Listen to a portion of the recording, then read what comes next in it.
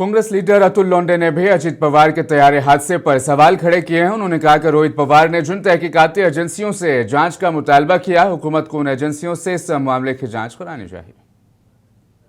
ये तो उन्होंने जिस तरह से सिलसिलेवार बातों को सामने रखा है, और आज मैं एक चैनल पर देख रहा था, मराठी चैनल पर, लैंडिंग किस तरह से होती है, रेगुलर लैंडिंग होती है, और अजित पवार जी के प्लेन की लैंडिंग ट्रेजेक्ट्री जो है वो इतनी अलग क्यों है, पायलट क्यों बदले गए, काफ़ी सारी चीज़ें हैं। कौन सी ऐसी फाइल थी जो उसी दिन साइन करना जरूरी थी, कल नहीं हो सकती थी, 2 दिन बाद नहीं हो सकती थी, या किसी को मालूम था कि कल अजित दादा रुकने वाले, आज फाइल साइन होना इंपॉर्टेंट है। ऐसे भी सवाल उसमें से खड़े होते हैं ना।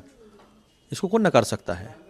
कौन वो पूर्व विदर्भ का नेता है, किसके वजह से लेट हुआ, क्यों सुबह फिर फ्लाइट बुक क्यों हुई तो 12:30 बजे फाइनल हुआ, वो पायलट क्यों बदले, काफ़ी सारी चीज़ें जो है वो कॉन्स्पिरेसी है इस तरफ ले जाती है। हमारी जानकारी ऐसी है कि वीएसआर कंपनी अपने फ्लाइट्स के ब्लैक बॉक्स बंद रखती है। ये सही या नहीं, गलत है, या डीजीसीए को कन्फर्म करना चाहिए, ये हमारी जानकारी, हम सवाल पूछ रहे हैं, हमारा काम है सवाल पूछना। तो कल को अगर ऐसी इन्फॉर्मेशन आ गई कि ब्लैक बॉक्स में कुछ भी नहीं है, या प्लेन टेक ऑफ करने के बाद ब्लैक बॉक्स बंद हो गया था, खराबी आ गई थी, तो आश्चर्य नहीं होना चाहिए अगर इन्फॉर्मेशन सही है तो इसका भी खुलासा जो है डीजीसीए ने करना चाहिए। और जो इंक्वायरी मांगी है उन्होंने, कुछ इंटरनेशनल कमिटीज़ की उन्होंने बात की है रोहित पवार जी ने, तो वो भी। महाराष्ट्र समाजवादी पार्टी के सदर अबू आसिम आजमी ने वंदे मातरम की नई गाइडलाइंस पर अपना रद्द-ए-अमल जाहिर किया। उन्होंने कहा कि बीजेपी तरक्की पर बात करने के बजाय हिंदू मुस्लिम सियासत को तरजीह देती है। देखिए, मैं इस पे बहस नहीं कर सकता हूँ, क्योंकि इन सब चीज़ों पे बीजेपी चाहती है कि कोई ज़ोर से बोल दे, कोई उसको विरोध कर दे, हम इसको पोलराइज कर दें। इनका हर मकसद सिर्फ एक ही है कि ऐसी चीज़ लाओ जिसमें हिंदू और मुस्लिम का आपस में कन्फ्रंटेशन हो, आपस में कुछ न कुछ आपस में कुछ उनकी लड़ाई शुरू हो जाए, खींचातानी शुरू हो जाए। मैं ऐसी चीज़ों के बीच में कोई स्टेटमेंट नहीं देना चाहता हूँ। बस मैं कहना चाहता हूँ कि देश आज़ाद है। देश का संविधान कहता है कि देश में रहने वाले हर व्यक्ति अपने अपने धर्म पर चलते हुए, दूसरे धर्म का सम्मान करते हुए अपना काम करें, और देश को आगे ले जाने के लिए, देश को डेवलप करने के लिए सब मिलकर काम करें। मरकजी वजीर रामदास अठावले ने पुणे के एक अस्पताल पहुंचकर एनसीपी शरद पवार सरबराह शरद पवार से मुलाकात की। बाद में मीडिया से बात करते हुए रामदास अठावले ने कहा कि शरद पवार की हालत अब बेहतर है। उन्होंने कहा कि अस्पताल में ज़ेर इलाज रहते हुए भी शरद पवार को पार्लियामेंट की कार्रवाई की फिक्र है।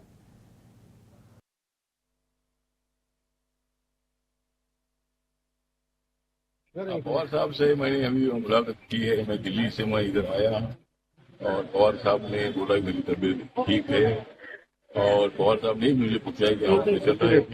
मैंने बोला कि अपना हाउस में चल रहा है, राज्यसभा चल रही है, लेकिन लोकसभा में रोजाना माहौल है, लोकसभा नहीं चल रही है, बताया है, और तबीयत मेरी अच्छी है। महाराष्ट्र के वज़ीर आला देवेंद्र फडणवीस ने कोस्टल रोड कॉरिडोर पर मुल्क की पहली म्यूजिकल रोड का इफ्तिताह किया। इस मौके पर देवेंद्र फडणवीस ने कहा कि तवक्को है कि इस जदीद मंसूबे से शहर के सबसे अहम रोड लिंक्स में से एक के साथ सफर करते हुए मुसाफिरों के लिए एक नया तजुर्बा शामिल होगा।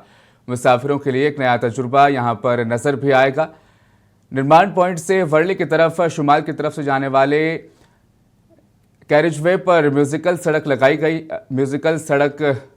लगाई गई है। जब गाड़ियां 70 से 80 किलोमीटर घंटा की रफ्तार से खासतौर पर तैयार करदा रूट से गुजरेंगी तो गाड़ी चलाने वाले फिल्म स्लमडॉग मिलीनियर के ऑस्कर जीतने वाले गाने जय हो की धुन वहां पर सुन सकते हैं। हंगरी की टेक्नोलॉजी का इस्तेमाल करते हुए मेलोडी रोड की तामीर की गई है।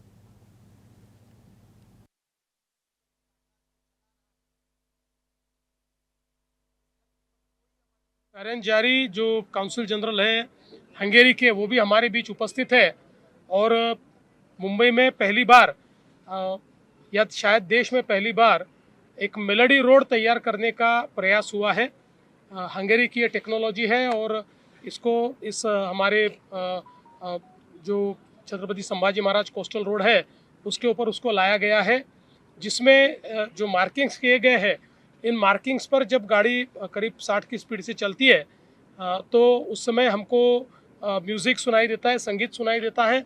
अभी उसमें हम लोगों को जय हो जो गाना है वो गाना सुनाई दे रहा है। अलग अलग प्रकार का संगीत उसमें हम लोग कर सकते हैं। अभी 500 मीटर का एक स्ट्रेच आधे किलोमीटर का इस पर तैयार हुआ है और इसकी सफलता को देखते हुए और उसमें जो लर्निंग्स है उसके आधार पर इस रोड पे आगे भी मेलोडी रोड तैयार करने का विचार हम लोग करेंगे। तो वहीं ऑल इंडिया मजलिस इत्तेहादुल मुस्लिमीन के साबिक रुकन पार्लियामेंट इम्तियाज़ जलील ने कहा कि 14 फरवरी को दारुस्सलाम डे मनाया जा रहा है। इम्तियाज़ जलील ने कहा कि महाराष्ट्र में मजलिस को जो कामयाबी मिली है, ख़ासतौर पर नगर परिषद और महानगर पालिका के इंतखाबात में, ये कारकुनान की मेहनत और क़यादत की रहनुमाई का नतीजा है। उन्होंने कहा कि हम इस कामयाबी को बैरिस्टर असदुद्दीन ओवैसी और अकबरुद्दीन ओवैसी का शुक्रिया अदा करने के लिए हैदराबाद जा रहे हैं। उन्होंने मजीद बताया कि काफिला औरंगाबाद से रवाना होगा और मुकर्ररा रूट के जरिए हैदराबाद पहुंचेगा। 14 फरवरी, जी हाँ, 14 फरवरी के दिन हम सभी लोग हैदराबाद जाने वाले हैं। जैसा कि मैंने पहले ऐलान किया था, अब कैसा जाने वाले, कहाँ से जाने वाले, कितने बजे जाने वाले हैं, इसकी जानकारी देने के लिए मैं आप लोगों के बीच में हाजिर हुआ हूँ। सबसे पहले तो ये है कि 14 फरवरी के दिन दारुस्सलाम डे मनाया जाने वाला है। दारुस्सलाम है क्या? तो दारुस्सलाम पार्टी का हेडक्वार्टर है, जहाँ पर हर रोज़ हज़ारों लोग आते हैं जिनकी सुनवाई कोई नहीं करता है। उनकी सुनवाई दारुस्सलाम के अंदर होती है, जहाँ पर मस्जिद। महाराष्ट्र के शहर भिवंडी के इलाके अजमेर नगर में वाक़ अताउर रसूल मस्जिद के इमाम मौलाना रफ़ीक आलम ने एक शादी की तकरीब में गैर शरई रसूमात के बाइस निकाह पढ़ाने से इनकार कर दिया। ये वाक़या 8 फरवरी को पेश आया, जब शादी की तकरीब में मौसीकी, नाच गाने और दीगर गैर मुनासिब सरगर्मियों का एहतमाम किया गया था। बताया जा रहा है कि मौलाना रफ़ीक आलम ने इन उमूर पर सख्त नापसंदीदगी का इजहार करते हुए वाज़ेह किया कि निकाह एक मुक़द्दस अमल है और इसे गैर शरई रसूमात के साथ अदा नहीं किया जा सकता। उन्होंने न सिर्फ खुद निकाह पढ़ाने से इनकार किया, बल्कि भिवंडी में तंजीम उलमाए अहले सुन्नत के दीगर उलमाए किराम से भी अपील की है कि वो ऐसी तकारीब में शिरकत से भी गुरेज करें जहाँ खिलाफ शरई सरगर्मियाँ अंजाम दी जा रही हों। इस फैसले के बाद शादी वाले ख़ानदान ने इमाम साहब से राब्ता किया, अपनी कोताही का एतराफ़ करते हुए एलानिया तौबा की और आइंदा ऐसी रसूमात से इज्तनाब का यकीन दिलाया। मुआफ़ी तलब करने के बाद मौलाना रफ़ीक आलम ने निकाह की रस्म अदा कराई। समाज व दीनी हलकों में मौलाना रफ़ीक आलम के इस इक़दाम की सताइश की जा रही है।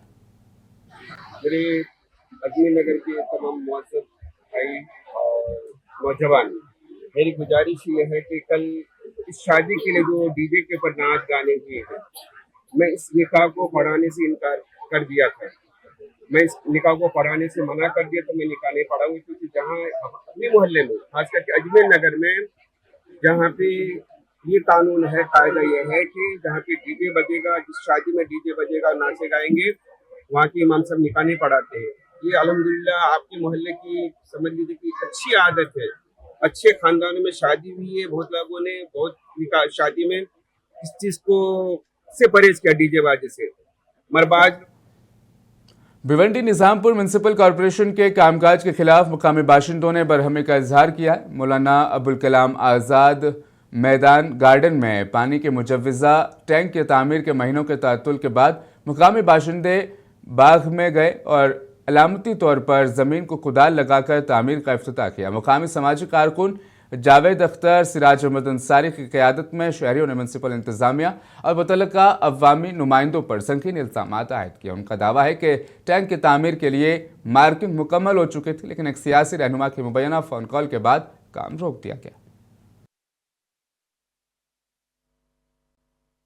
ये जो तकलीफ है पानी की है, पानी की बहुत सालों से, आज 10-15 साल से ज़्यादा हो गया है पानी की तकलीफ है।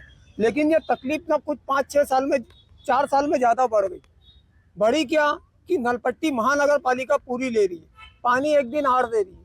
जब तुम पानी एक दिन आड़ दे रहे हो तो ये गरीब औरत लोग, ये सलम एरिया के सब।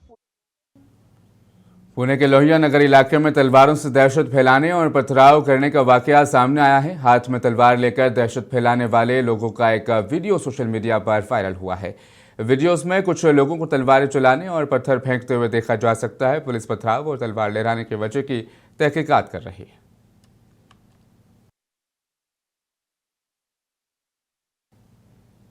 बॉलीवुड अदाकार रणवीर सिंह को व्हाट्सएप वॉइस नोट के जरिए से धमकी आमेज पैगाम मौसूल होने के बाद उनकी रिहाइशगाह के बाद सिक्योरिटी में इजाफा कर दिया गया। धमकी आमेज पैगाम में मुबैना तौर पर करोड़ों रुपए की रकम का मुतालबा किया गया। पैगाम भेजने वाले ने दावा किया कि वो लॉरेंस बिश्नोई गैंग से वाबस्ता है। पुलिस ने तफ्तीश शुरू कर दी है और फिलहाल उस शख्स का पता लगाने का काम चल रहा है।